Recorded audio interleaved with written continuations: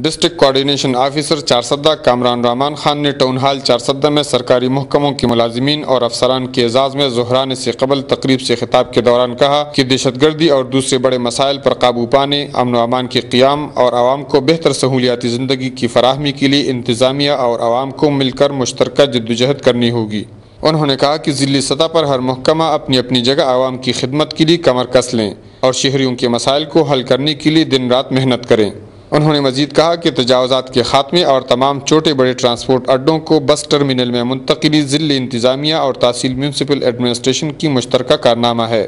اس اقدام سے شہر میں ٹریفک کے مسائل حل ہو گئے اور بازار بھی صاف اور کشادہ ہوا۔ ڈی سی چارسدہ نے اپنے خطاب میں S you Charsadda, team Charsadda اور ڈپٹی فوڈ کنٹرولر کی کارکردگی کو سراہتے ہوئے کہا کہ ان کی شب و روز کی محنت کی وجہ سے آج چارسدہ کے بڑے بڑے مسائل حل ہو گئے ہیں۔ اس موقع پر ایس یو چارسدہ محمد نعیم خان نے بھی خطاب کیا۔ کفایت اللہ، اے نیوز چارسدہ۔